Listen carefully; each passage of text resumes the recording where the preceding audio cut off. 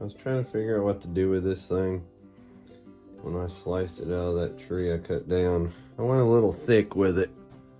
3.5 inches. Wasn't thinking ahead. I don't have a saw other than my chainsaw to thin this up with.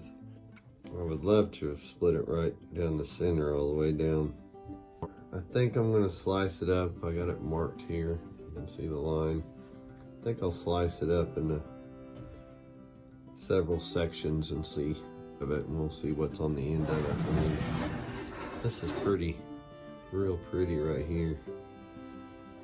So maybe it'll look as good all the way through here. We'll make the first few cuts on the WEN bandsaw.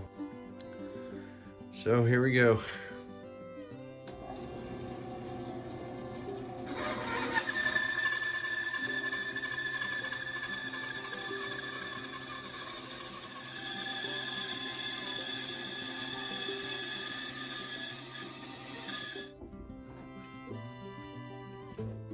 See what we got here.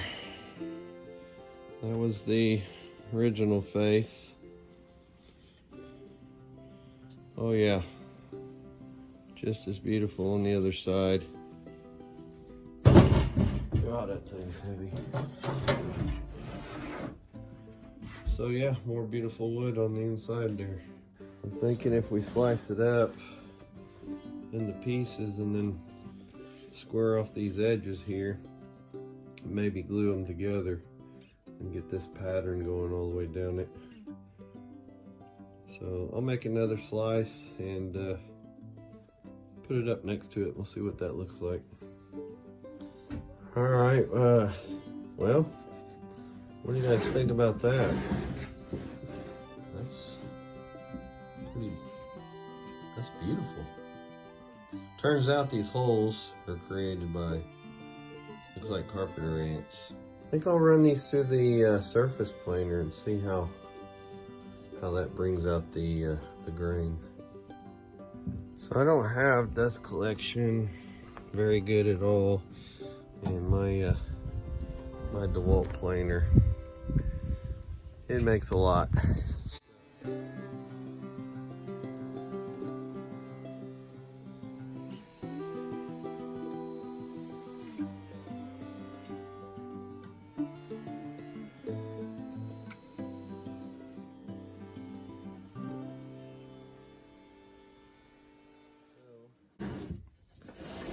After running through the surface planer a few times, I'll give you guys a better look at this.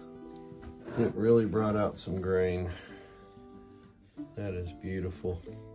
You can see the ants crawling around here, coming out of the holes. I'm guessing carpenter ants. They don't look like termite ants. What do you guys think? Leave it in the comments if you know. But yeah, that's beautiful.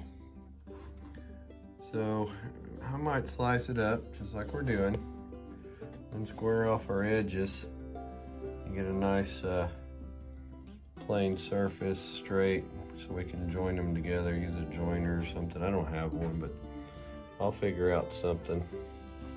So I believe it is hickory. It is pretty hard wood, but somebody said they thought that it was hickory by the way it splinters up when you try to split it, and it's got a nice twisted grain when I try to split this tree up that I cut down. It's amazing what you can find in your own backyard. Okay, so I tend to forget that my Kobalt router table will join up an edge. I've had a few people ask me how you do that. And what it is this fence on this side, this one's stationary. This one doesn't come in and out. This one will. You just loosen the two right here. Just give them a little loosen, and you can see that thing moves in and out. You see that? I take a straight edge. I'm gonna cut them across where my cutting tooth is right here. And I'm gonna take off just probably a 1/16 to 1/8 of an inch with my cutting head here, and I line this fence here up with it. And I run it up there to that cutting edge till I have about a 1/16 to an 1/8 inch. I don't want to cut off a whole bunch at once. This whole fence, push it up, and this thing will swivel back and forth right here. So I just bring this edge to that 1/16 and tighten down that nut right there, plastic nut. And here, I take the straight edge and I run it flush with a tooth. So I go over that cutting tooth right there. So now we're up against our cutting tooth here. And I'm gonna bring this fence, or this edge here to my straight edge. Just like that, right there. Now we'll just tighten this down. Now what that allows it to do is, when you're running your piece of wood through here against this fence and it's being trimmed just enough that once it hits this fence, it's riding against that fence right there. So that's how that works. I had somebody ask me how you set that up. On our pieces of wood that we've cut, it's trying to break right here. So my other one, I'm gonna throw some tape across it to hold it together, because that one, when you lift it up, it starts folding over.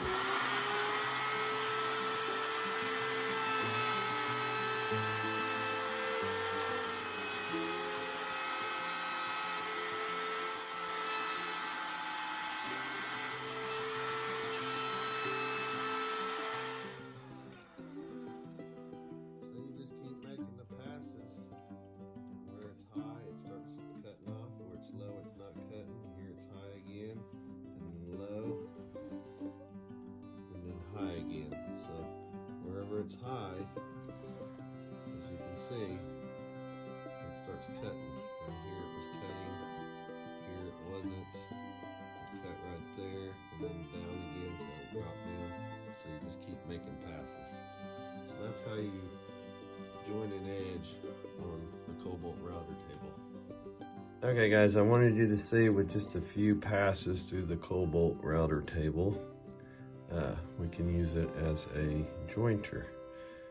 Now, that's just a few passes in there. Everything's not really squared up yet, but you can see we are closing the gap really well here.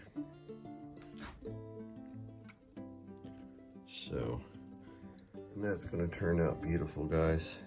Leave in the comments what you think, and let me know. And I enjoy you guys watching. I really appreciate it. And I will catch you guys on the next one.